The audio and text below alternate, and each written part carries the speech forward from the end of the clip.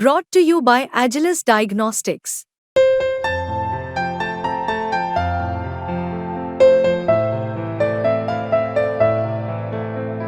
Agilus Diagnostics. तो आदाब, नमस्कार, गुड इवनिंग, सत श्रीकाल। एक बार फिर आप तमाम लोगों का स्वागत है क्राइम तक की कहानी के इस एपिसोड में। उम्मीद है पूरी फैमिली अच्छी होगी, अपना और अपनों का ख्याल रख रही होगी। जैसा कि मैंने सैटरडे को आपसे वादा किया था कि लगातार पिछले कई दिनों से Kolkata junior doctor rape and murder में जो भी अपडेट था, जो भी कहानियाँ थी, आपको सुना रहा था। मुझे लगता है कि अब जब कुछ कंक्रीट सामने आएगा तब मैं वो कहानी सुनाऊँगा। तो आज से वही अपना पुराना सिलसिला। आज की कहानी एक ऐसे शख्स की है जो इस कदर कंजूस था कि कभी उसने कोई मोटर गाड़ी, बाइक, स्कूटर, स्कूटी कुछ नहीं खरीदा, साइकिल पर चलता था। यहाँ तक कि बेल्ट भी खरीदने की बजाय वो रस्सी को बेल्ट बनाकर बांधता था। और बैंक में करोड़ रुपए। कैसे एक साइकिल का एक्सीडेंट होता है और फिर ये एक्सीडेंट कैसे एक मर्डर मिस्ट्री बनती है, कैसे एक बेटी को एक ज़रा सा डाउट होता है और कैसे ये कहानी खुलती है। अभी बिल्कुल लेटेस्ट साउथ इंडिया, केरल की ये कहानी है। लेकिन वो कहानी आपको सुनाऊं उससे पहले, जैसा मैंने वादा किया कि अब आम कहानियाँ सुनाऊंगा, सिर्फ एक अपडेट आपको देता हूँ कोलकाता जूनियर डॉक्टर केस में। वो अपडेट इसलिए ज़रूरी है क्योंकि सुप्रीम कोर्ट में जब लाइव स्ट्रीमिंग हो रही थी तो बार बार वेस्ट बंगाल सरकार के वकील एक टाइमलाइन की बात कर रहे थे कि ये टाइमलाइन है जो कोलकाता पुलिस ने कोर्ट को सौंपी, इस टाइमलाइन के हिसाब से कोई गड़बड़ी नहीं हुई है, बार बार कह रहे थे। तो टाइमलाइन जो कोर्ट को सौंपी थी वो टाइमलाइन थी क्या, मैं भी जानना चाहता था, आप में से बहुत सारे लोग भी जानना चाहते हैं। तो कोलकाता पुलिस की टाइमलाइन जो सुप्रीम कोर्ट में सौंपी गई है वो टाइमलाइन इस वक्त मेरे सामने है। तो वो टाइमलाइन आपको बताऊँ, उसके बाद अपनी कहानी की तरफ बढ़ता हूँ। तो कोलकाता पुलिस के हिसाब से जब तक हम लगातार कहानी सुना रहे थे उसमें देखिएगा टाइम में कितने आगे पीछे। कोलकाता पुलिस के हिसाब से सुबह के 9:30 बजे थे 9 अगस्त को, जब एक post graduate trainee first year student ने सबसे पहले सेमिनार हॉल में जूनियर डॉक्टर की लाश देखी थी। ये वही शायद सौमित्रा था, फर्स्ट ईयर पीजीडी। तो सुबह 9:30 बजे पहली बार डेड बॉडी देखी गई, ये कोलकाता पुलिस कह रही है। सुबह 10:10 पर यानी लाश देखने के 40 मिनट के बाद जो आरजी का हॉस्पिटल की पुलिस चौकी है वहाँ पे पहले इन्फॉर्मेशन दी जाती है और वो चौकी फिर थाने को अपने इन्फॉर्म करता है, जो थाना है ताला पुलिस स्टेशन। तो 10:10 पर ताला पुलिस स्टेशन को एक मैसेज जाता है और चौकी उन्हें ये मैसेज देकर बताती है कि सेमिनार हॉल में 3rd फ्लोर पर इमरजेंसी बिल्डिंग में एक हाफ नेकेड कंडीशन में एक बॉडी पड़ी हुई है। ये 10:10 पर लाश देखने के 40 मिनट के बाद। और यही बात जनरल डायरी एंट्री GDE में दर्ज किया जाता है कि सेमिनार हॉल में एक हाफ नेकेड बॉडी है और अनकॉन्शियस है, यानी कि अभी तक ये पता नहीं है कि वो जिंदा है कि मुर्दा है। ये जनरल डायरी में एंट्री हो रही है। जनरल डायरी में एंट्री के 20 मिनट के बाद सुबह 10:30 बजे police officer senior crime scene पर पहुंचते हैं और इसमें तमाम सीनियर अफसर थे। 10:30 बजे 10:52 पर असिस्टेंट सुपरिटेंडेंट ऑफ पुलिस, जो हॉस्पिटल के असिस्टेंट सुपरिटेंडेंट, वो पहली बार फैमिली को इन्फॉर्म करता और कहता है कि आपकी बेटी बीमार है। ये भी इसमें लिखा हुआ है। फिर इसके बाद 11 बजे सुबह होमिसाइड टीम मौके पर पहुंचती है। 12:25 पर पहली बार जो बॉडी है और सीन ऑफ क्राइम है उसकी वीडियोग्राफी होती है, तस्वीर ली जाती है और फॉरेंसिक की टीम जो है वो भी तब तक वहाँ पहुँच चुकी थी 12:25 पर। और फिर ये सारे जो फुटप्रिंट हैं, मौके से निशान हैं, ब्लड सैंपल है और क्राइम सीन की वीडियोग्राफी है, ये 12:25 पर करते हैं। इसके बाद 12:44 पर ऑन ड्यूटी डॉक्टर पहली बार डॉक्टर को एग्जामिन करते हैं, जूनियर डॉक्टर को, और डेड डिक्लेयर करते हैं। मतलब 9:30 बजे लाश देखी गई एक हॉस्पिटल के अंदर, लेकिन ऑफिशियली जो डेड डिक्लेयर किया गया वो 12:44 पर, मतलब करीब 3 घंटे 14 मिनट बाद, जबकि अस्पताल में सारे डॉक्टर थे। अब 12:44 पर डिक्लेयर क्यों किया डेड, 9:30 बजे या 10 बजे क्यों नहीं, सवाल का जवाब नहीं है। इसके बाद दोपहर 1 बजे जो पेरेंट्स हैं जूनियर डॉक्टर के, वो हॉस्पिटल पहुंचते हैं। कोलकाता पुलिस के रिकॉर्ड के मुताबिक अगले 10 मिनट में उनको सेमिनार हॉल में ले जाया जाता है। तो बॉडी अब भी सेमिनार हॉल में पड़ी हुई है, ये ध्यान दीजिएगा आप। 9:30 में पहली बार देखा गया और अब करीब 3.5 घंटे हो गए, सेमिनार में अब भी बॉडी पड़ी हुई है।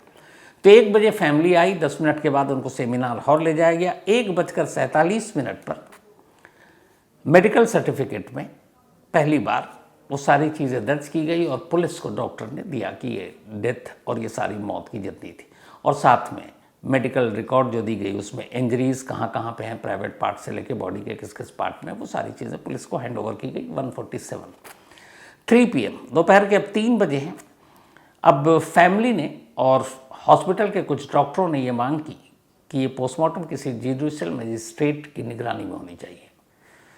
तो फिर उन्होंने ये लिख कर दिया और साथ ही ये भी कि वीडियोग्राफी होनी चाहिए पोस्टमार्टम की। ये 3 बजे पेरेंट्स और कुछ डॉक्टरों ने पहले वर्बली कहा और फिर रिटन में दिया कि जुडिशियल मजिस्ट्रेट की निगरानी में पोस्टमार्टम, और पोस्टमार्टम डॉक्टरों का बोर्ड करे और साथ में वीडियोग्राफी भी हो। 4:10 पर जुडिशियल मजिस्ट्रेट हॉस्पिटल पहुंच जाते हैं। 3 बजे मांग की गई थी, 1 घंटा 10 मिनट बाद जुडिशियल मजिस्ट्रेट पहुंचते हैं। इसके बाद 4:20 से लेकर 4:40 के दौरान पोस्टमार्टम कंडक्ट होता है। 3 डॉक्टरों का पैनल करता है और इसकी पूरी वीडियोग्राफी होती है। शाम 6:10 से 7:10 तक जो पूरे पैनल और डॉक्टरों का, मजिस्ट्रेट, फैमिली मेंबर, ये सब वहाँ रहते हैं। पोस्टमार्टम होने के बाद सारी वीडियोग्राफी होती है, इनकी मौजूदगी को भी दर्ज दिखाया जाता है। 8 बजे रात को डॉग स्क्वाड पहली बार मौके पर पहुंचता है, यानी 9:30 पे हॉस्पिटल में देखा डॉक्टरों ने। 10:10 पर पुलिस को इन्फॉर्म किया जा चुका है। दोपहर को फॉरेंसिक टीम आई है, लेकिन डॉग स्क्वाड रात 8 बजे पहुंचता है क्राइम सीन पर, जबकि आमतौर पर क्राइम सीन पर डॉग स्क्वाड को फौरन उसी वक्त बुला लिया जाता है। 8:37 से 8:52 के दरमियान 3D मैपिंग होती है क्राइम सीन की।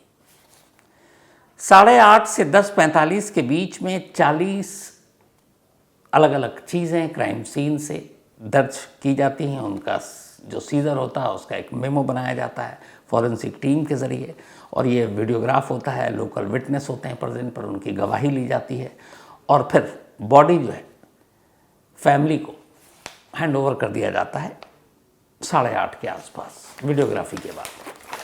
हैंड ओवर करने के बाद रात 11:45 पर पहली बार ताला पुलिस स्टेशन में विक्टिम के फादर पहुंचते हैं और वहां जाकर वो ऑफिशियली FIR लिखाते हैं। 9:30 पे सुबह देखा गया, रात 11:30 बजे FIR दर्ज होती है। ये है पूरी कोलकाता पुलिस की टाइमलाइन जो सुप्रीम कोर्ट में सौंपी गई है, और इस टाइमलाइन के ज़रिए असल में कोलकाता पुलिस ये सफाई देने की कोशिश कर रही है कि हमारी तरफ से कोई लैप्सेस, हमारी तरफ से कोई नाकामी या लापरवाही नहीं हुई है। लेकिन ये टाइमलाइन उन्होंने देकर एक तरह से ये बताया कि उन्होंने कहाँ कहाँ गलतियाँ की हैं। इसी में है साफ, कब मिली, कब FIR दर्ज, कब डॉग स्क्वाड आ रहा, कब फॉरेंसिक टीम आ रही है। तो ये असल में वो पूरी टाइमलाइन है। तो ये टाइमलाइन चूँकि सुप्रीम कोर्ट में सौंपी गई, मुझे लगा कि आपसे शेयर करना चाहिए, इसलिए शेयर किया। अब जैसा कि वादा किया था, आते हैं आज की कहानी के ऊपर। बात इसी साल 23 मई की है। केरल में एक जगह है कोल्लम। इसी कोल्लम में एक 82 साल के शख्स रहा करते हैं जिनका नाम है C. पप्पाचन। C. पप्पाचन 82 साल इनकी उम्र, और ये रिटायर्ड हुए थे BSNL से असिस्टेंट जनरल मैनेजर के पद से, ठीक ठाक पोस्ट। तो C. पप्पाचन 82 साल की उम्र हो गई थी, करीब 20 साल पहले वो रिटायर भी हो गए BSNL से। रिटायरमेंट के बाद अब वो इसी कोल्लम में एक बड़ी शांत सी जगह पर एक घर में रहा करते थे, लेकिन अकेले। हालांकि उनकी पूरी फैमिली है। एक वाइफ है, वाइफ स्कूल टीचर थी, वो रिटायर हुई, लेकिन वो इस जगह से 100 किलोमीटर दूर अकेले एक दूसरे घर में रहती थी, क्योंकि पप्पाचंद साहब की अपनी फैमिली से कभी बनी नहीं शुरू से। तो वाइफ है, लेकिन 100 किलोमीटर दूर एक दूसरे घर में रह रही है। एक बेटा है जो गल्फ़ में नौकरी करता है, तो वो अपने परिवार के साथ गल्फ़ में है। एक बेटी है जिनकी शादी हो गई और वो यूपी में रहती हैं, क्योंकि उनके हस्बैंड वहाँ रहते हैं। तो फैमिली के 4 लोग 4 अलग अलग जगहों पर रह रहे हैं। पपाचन साहब केरल के कोल्लम में, बीवी 100 किलोमीटर दूर, बेटा गल्फ में और बेटी यूपी में। अभी अकेले रहते हैं और निहायत दर्जे के कंजूस। अच्छी खासी इनकी नौकरी थी, अच्छा खासा इनको पेंशन मिलता है, काफ़ी इन्होंने सेविंग की, बट फैमिली से बनी नहीं तो कभी पैसे किसी को दिए नहीं। और वो सारे पैसे ये 2 अलग अलग बैंकों में रखा करते थे, एक साउथ इंडिया बैंक था और एक पंजाब नेशनल बैंक। सब कुछ ठीक चल रहा था। फिर बीच में एक मुथूट फाइनेंस करके आता है वहाँ का, तो उन्होंने कांटेक्ट किया कि हम आपको ज़्यादा इंटरेस्ट देंगे, आप हमारे यहाँ भी जमा कीजिए। तो कुछ बैंक से इन्होंने पैसे निकाले और उस बैंक में भी डाले अराउंड 70 लाख। तब उस बैंक में भी पैसे जमा हो गए। अकेले लोगों से मिलना जुलना था नहीं, घर में अकेले रहते। आवारा कुत्तों को खाना खिलाने का उन्हें बड़ा शौक था, तो जितने भी उस इलाके में आवारा कुत्ते थे उनके दरवाजे हमेशा खुले रहते थे और उनके लिए वो खाना रखते थे। लेकिन ख़ुद की कंजूसी का आलम ये था कि पूरी ज़िंदगी उन्होंने कभी कोई गाड़ी नहीं खरीदी, कार छोड़िए, स्कूटर भी नहीं ली, एक साइकिल, वही साइकिल उनका हमसफ़र था कहीं भी आना जाना। कंजूसी का आलम ये कि वो बेल्ट की बजाय रस्सी बांधा करते थे पैंट पर। मतलब उनके बारे में ये थी कि पैसा खर्च नहीं करना चाहिए, पैसे से उन्हें बेपनाह मोहब्बत थी, और जहाँ पैसे की बात आए वो फिर कोई समझौता करने को तैयार नहीं। और वो पैसे सारे बैंक में एक एक कर जमा होते जा रहे हैं, करोड़ से ऊपर हो चुके हैं। किसी को देना नहीं, फैमिली से बनती नहीं, अपने ऊपर खर्च नहीं, तो बस यही ज़िंदगी थी। 23 मई 2024 को इसी कोल्लम इलाके में एक साइकिल से वो गुज़र रहे थे। दोपहर का वक्त था। जिस जगह से गुज़र रहे थे वो बहुत ही खूबसूरत लेकिन सन्नाटा इलाका, सड़क दोनों तरफ पेड़, हरियाली। तभी अचानक एक ब्लू कलर की आर वैगनार कार आती है और ज़ोर से टक्कर मारती है साइकिल को, और कार चली जाती है। टक्कर होते ही जो पपाचन साहब हैं वो सड़क पे गिर पड़ते हैं। इत्तेफाक से उसी वक्त एक ऑटो रिक्शा वहाँ से गुजर रहा था। वो ऑटो रिक्शा रोकता है, इंसानियत दिखाता है, उनको उठाता है, फ़ौरन नज़दीक के हॉस्पिटल में ले जाया जाता है। अब वो हॉस्पिटल में गए, सीरियस चोटें आई थी, हॉस्पिटल में उनका इलाज हुआ, लेकिन अगले दिन सुबह उनकी मौत हो गई। अब पुलिस ने केस दर्ज किया नेग्लिजेंस ड्राइविंग का, 304A hit and run case. अब इसमें कोई ज़्यादा सज़ा तो होती नहीं है, तो इधर मामला दर्ज कर लिया पुलिस ने, अपनी तफ्तीश की, कौन गाड़ी वाला है, क्या है, कुछ पता नहीं। तभी अगले दिन हैरत अंगेज़ तौर पर एक शख्स आता है, और उस शख्स का नाम जो है एनीमन है, 44 साल की उम्र। और वो पुलिस के पास पहुंचता और कहता है कि साहब मैं कल गुज़र रहा था, एक साइकिल वालों की टक्कर हो गई, गलती से मैंने थोड़ी शराब पी रखी थी और मेरे दिल ने कहा कि नहीं तुमको भागना नहीं चाहिए, तो मैं सरेंडर करने आया हूँ। पुलिस वाले भी कहते हैं चलो, याद रखिएगा कि हिट एंड रन केस में अगर कोई गाड़ी को टक्कर मारे और ख़ुद पुलिस के पास पहुँच जाए तो उसको थोड़ी सज़ा कम कर दी जाती है। तो पुलिस ने कहा चलो ठीक है, पुलिस ने उसको अरेस्ट कर लिया, लेकिन फिर वो ज़मानत भी दे दी, क्योंकि हिट एंड रन का केस हमारे ऐसे ही हो जाता है। और वो खुद आया था चलकर, तो उसकी इस इंसानियत को देखते हुए पुलिस ने उसको ज़मानत दे दी, ज़मानत में निकल भी गया। अब इधर फैमिली वाले आए, फैमिली वाले ने फिर अपने उनके पैतृक गांव ले गए डेड बॉडी को, वहाँ ले जाकर अंतिम संस्कार कर दिया पप्पाजान साहब का। अब धीरे धीरे जो सारी रस्में थे मौत के बाद की वो भी पूरी हो गई, सब भूलने लगे। उसके बाद ये था कि अब 82 साल की उम्र में इस तरीके से मौत हुई थी।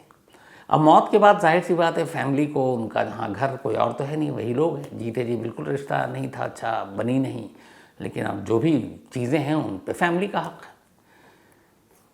तो बेटा तो बहुत बिजी उधर गल्फ़ में, माँ भी बहुत उम्र हो चुकी, तो ले देकर एक यूपी में जो बेटी रहती थी वो वहाँ पहुँची। और उसके बाद अब उसने ये सारी चीज़ें, जब वो लोग सदमे से उभरे तो फिर घर गए, उन्होंने सारी चीज़ें सामान बटोरनी शुरू की। और उसी सामान में उन्हें अचानक कुछ पासबुक मिले बैंक के। जब उन्होंने देखा, अच्छा पूरी फैमिली को पता था कि उनके पिता या पति एक दर्जे के कंजूस शख्स हैं, ज़िंदगी में अपने ऊपर कोई ख़र्चा तो कर ही नहीं सकते, और इसी बात को लेकर फैमिली से अक्सर झगड़ा होता था। और यही एक वजह थी जिसकी वजह से पूरी फैमिली अलग अलग रहती थी, बाप के साथ कोई नहीं रहता था। अब बेटी ने सारे सामान को इकट्ठा किया, पासबुक देखा, पासबुक को भी पहली नज़र में उसने देखकर किनारे रख दिया। फिर उसका तसल्ली से ये था कि चलो किन किन बैंक में है वहाँ जाकर फॉर्मेलिटी करते हैं, पैसे को ट्रांसफ़र करते हैं। तभी एक पासबुक पे उसकी नज़र पड़ी और उसने पाया कि हाल के वक्त में 4 बार जो अकाउंट है उसमें से उन्होंने पैसे लिए और कुछ लोन लिए, और एक लोन तो अभी 14 लाख का डेथ से कुछ दिन पहले ही लिया गया था। अब जब ये था कि ये लोन लिया है, तो परिवार को और ख़ासतौर पर बेटी को ये हैरत हुई कि मतलब उसके पापा इतने कंजूस आदमी हैं कि वो सवाल ही नहीं है कि बैंक से पैसे निकाले, उन्हें शौक है बैंक में पैसे डालने का, निकालने का कभी नहीं। तो वो लोन लेंगे किसी और बैंक से, तो वो लोन किसके लिए लेंगे? तो पता किया गया कि भाई को उन्होंने ना कोई नई प्रॉपर्टी खरीदी है, ना कुछ और चीज़ खरीदी है, तो ये लोन कहाँ से? बेटी को शक हुआ कि ये लोन का चक्कर क्या है, और ठीक मौत से 3 दिन पहले भी 14 लाख अकाउंट से निकला है। अब उसे लगा कि कुछ मामला गड़बड़ है, क्योंकि पिता की फितरत और आदत पूरा परिवार जानता था। वो आदमी पैसे कभी निकालने के ही खिलाफ था, और यही वजह है कि जो पेंशन से लेके पेंशन के पैसे भी इतने आते थे कि उसमें से भी वो बचा कर रखते थे। तो बेटी को डाउट हुआ, बेटी पहुंचती है बैंक। दरअसल कोल्लम में ये जो बैंक था, मुथुटू निधि लिमिटेड, ये एक फाइनेंशियल कंपनी बैंक, तो ये वहाँ पे वो बैंक था, और वहाँ पर जो पपाचन थे उनका अकाउंट था, और इस अकाउंट में करीब 70 लाख रुपए जमा थे। लेकिन जब बेटी वहाँ पहुँची और उसने कहा कि मेरे ऐसे से फादर है, उनकी डेथ हो गई है, अकाउंट, तो वहाँ पे जो स्टाफ था उसने दिखाया, तो उसने दिखाया कि उसमें 4 बार पिछले 6 महीने में विड्रॉल हुआ है। एक बार 14 लाख और ये लोन का कहकर। अब बेटी ने जब अकाउंट देखा तो उसे बड़ी हैरत हुई, क्योंकि उसके फादर कभी इस नेचर के थे नहीं, क्योंकि इतिहास था कि वो बैंक से पैसा निकालता ही नहीं था बंदा। अब उसके बाद उसने कहा मुझे मैनेजर से बात करनी है। मैनेजर ने भी गोल मोल जवाब दे दिया, बोला कि हम इसमें कुछ नहीं कर सकते। अब क्या करें? बेटी को फिर लगा डाउट। अब उसने सोचना शुरू किया कि इधर पैसे निकल रहे हैं और फिर ये साइकिल से एक्सीडेंट, कुछ समझ में नहीं, क्योंकि उसके फादर ने पूरी ज़िंदगी साइकिल चलाई और वो हमेशा सड़क के किनारे बड़े तमीज़ से साइकिल चलाते। अब बेटी को कुछ डाउट हुआ कि कहीं ये पैसे और ये एक्सीडेंट का कोई कनेक्शन तो नहीं है। इसके बाद वो पहुंचती है कोल्लम पुलिस स्टेशन, और जाकर वो सारी बात बताती है अपने फादर के बारे में, और कहती है कि ये इतने इतने पैसे निकले हुए हैं और मेरे फादर कभी एक चवन्नी नहीं निकाले बैंक से। पुलिस वालों ने सुना, उन्हें भी लगा कि कुछ गड़बड़ तो हो सकता है। अब पुलिस ने उस साइकिल वाले एक्सीडेंट की केस को खोला। उन्होंने कहा कि चलो अब जांच करते हैं, क्योंकि ये बात मई की थी, अब ये आ चुका था अगस्त, 2 महीने बीत चुके हैं। लेकिन वो तारीख चूँकि याद थी, तो अब पुलिस ने उस तारीख के हिसाब से जो 23 मई को एक्सीडेंट हुआ था दोपहर को, उस रूट पे कितने सीसीटीवी फुटेज कैमरे लगे हुए हैं वो देखना शुरू किया। इत्तेफाक से 100 मीटर दूरी पर उसी रोड पर एक सीसीटीवी कैमरा एक घर में लगा हुआ था। पुलिस ने उस कैमरे को खंगाला, फुटेज भी नसीब से सेफ था। 23 मई की दोपहर के फुटेज निकाले, तब पुलिस को अचानक एक ब्लू कलर की आरजी वैगनर जो कार थी वो उसमें दिखाई दी, और कार के आगे का जो हिस्सा था वो थोड़ा सा टेढ़ा मेढ़ा भी था। इसका मतलब था कि एक्सीडेंट करके आया। और फिर वो नंबर भी उसमें दिख गया, और वो नंबर से पुलिस को पता चल गया कि जिस बंदे ने अपने आप को सरेंडर किया था अनीमन, अगले दिन मौत के बाद, ये गाड़ी उसकी नहीं बल्कि उसने अपने एक दोस्त से किराए पर लिया था, और उसके दोस्त का नाम जो था वो हाशिफ अली था। तो अब नंबर भी अगले दिन सरेंडर भी किया और ये गाड़ी भी सामने आ गई, पुलिस को सारी कड़ियाँ मिल गई। लेकिन अब पुलिस सोच रही कि यार एक्सीडेंट करने वाला खुद नेक्स्ट डे आ गया, सब कुछ हो गया, ज़मानत भी दे दी, अब इस बैंक का इस एक्सीडेंट से क्या लेना देना है। लेकिन बेटी कह रही है कि कुछ है, तो पुलिस वालों ने भी कहा कि चलो तफ्तीश करते ही है। अब चूंकि एनिमल ने सरेंडर किया था तो पुलिस के पास उसके सारे पेपर, उसके फ़ोन नंबर सब कुछ था, तो मोबाइल नंबर भी था। अब पुलिस ने कहा चलो इस मोबाइल को खंगालते हैं। अब उन्होंने एनिमल के मोबाइल को खंगालना शुरू किया। जब खंगालना शुरू किया तो उन्होंने देखा कि बाकी इसमें कुछ सस्पिशियस नहीं है। लेकिन ये अगस्त की बात है, अब जांच हो रही है। जो मई से ये 23 मई को एक्सीडेंट हुआ था, लेकिन 1 मई से ही लगातार, सबसे ज़्यादा 1 मई से 23 मई के दरमियान एक नंबर पे लगातार बात हो रही थी। अब पुलिस ने कहा कि ये नंबर किसका है, तो जब उस नंबर को चेक किया गया कि ये नंबर किसके नाम पे रजिस्टर्ड है, तो वो एक 45 साल की महिला सरिता, इनके नाम पर ये मोबाइल रजिस्टर्ड था। अब जब सरिता के खंगा लग गया कि भाई ये कौन है, तो पुलिस अचानक चौंक उठी। उसी मुथूटू निधि फाइनेंस लिमिटेड, जिस बैंक में पपाचन साहब का अकाउंट था, उस बैंक की मैनेजर यही सरिता थी, जिनका नंबर उस बंदे के मोबाइल में था जिसने गाड़ी को हिट किया था और अगले दिन सरेंडर कर दिया था। अब पुलिस को लगा कि नहीं, बेटी जो कह रही उसमें कुछ तो सच्चाई है। अब पुलिस ने अपनी तरफ से तफ्तीश शुरू की, सारे बैंक अकाउंट ये वो। उसके बाद एनिमल को उठाया। एनिमल को उठाने के बाद थोड़ी उसकी खातिरदारी की पुलिसिया अंदाज में, फिर वो टूट गया और उसने फिर कहानी सुनाई। जब कहानी सुनाई तो अगले ही पल बैंक मैनेजर सरिता, उसके बाद अनूप एक और शख्स, इसके अलावा हाशिफ अली, ये सारे पुलिस के शिकंजे में। अब सबको बिठाकर पूछताछ की गई तो फिर पूरी कहानी सामने आई। कहानी ये थी कि पपाचन साहब कोलम के जिस इलाके में रहते थे, बहुत बड़ा इलाका नहीं था, सब एक दूसरे को जानते हैं और सबकी नज़रों में ये था कि आदमी नहायत कंजूस है और अपनी दुनिया में मस्त रहता है। उम्र 82 साल, किसी से मिलना जुलना बहुत कम। हाँ, एक चीज़ की वजह से वो जाने जाते थे इलाके में, यार ये आवारा कुत्तों को बेचारा बहुत खाना पीना खिलाता है, और बाकी अपना साइकिल से आता जाता है। रहन सहन से लगता ही नहीं कि वो अमीर आदमी भी होगा या उसका पास्ट क्या होगा, असिस्टेंट जनरल मैनेजर रहा होगा। किसी को उसने फैमिली के बारे में बताया नहीं। उसी कॉलम में उसके 2 अकाउंट थे, एक पंजाब नेशनल बैंक में और एक साउथ इंडिया बैंक में। अब इस दौरान में जब ये लोग बैंक में जाते थे तो चूंकि सरिता के बहुत सारे कुलीग भी बैंक में आपस में एक दूसरे को जानते हैं, तो धीरे धीरे उसे पता चला कि ये एक जो पपाचन नाम का बंदा, अच्छा बैंक के जो एम्प्लॉय होते हैं वो ढूंढते हैं अच्छे अच्छे कस्टमर को कि आप हमारे यहाँ सेविंग करें। जानकारी अगर मिल जाती है कि इसके पास पैसे हैं, बैंक में सेव करता है। तो इसी दौरान में सरिता को पता चल गया कि पपाचन के पास काफ़ी पैसे हैं जो इसने बैंक में सेव कर रखे हैं। अब वो उसने उसको फ़ोन किया पहले, फिर मिलने के लिए बुलाया। उसने कहा कि आप बैंक में सेव करते हैं, काफ़ी अमाउंट है, हर एक को बताया जाता है, हम आपको ज़्यादा इंटरेस्ट देंगे, आप हमारे बैंक में भी जमा कीजिए। कंजूस नंबर 1 थे पपाचन साहब। बाकी बैंक अगर मान लीजिए 7% दे रहा और उन्होंने कहा हम 8 देंगे, तो उन्हें लगा ये तो फ़ायदा है, तो उन्होंने कहा ठीक है। अब उन्होंने उन बैंकों से कुछ पैसे निकाल कर मुथूटू में डाल दिए और ये धीरे धीरे करके 70 लाख हो गए। अब जब बैंक आना जाना लगा तो फिर सरिता को पपाचन के बारे में पूरी जानकारी मिली। पता चला कि फैमिली में से किसी से बनती नहीं है, पत्नी अलग रहती है, बेटी यूपी में है, बेटा गल्फ में है और कोई यहाँ रिश्तेदार नहीं है, दूर दूर तक कोई पूछने वाला नहीं है। तभी उसे लगा कि यार ये बुजुर्ग भी है, कभी भी टपक भी सकता है, उसके मन में ख्याल आ रहा।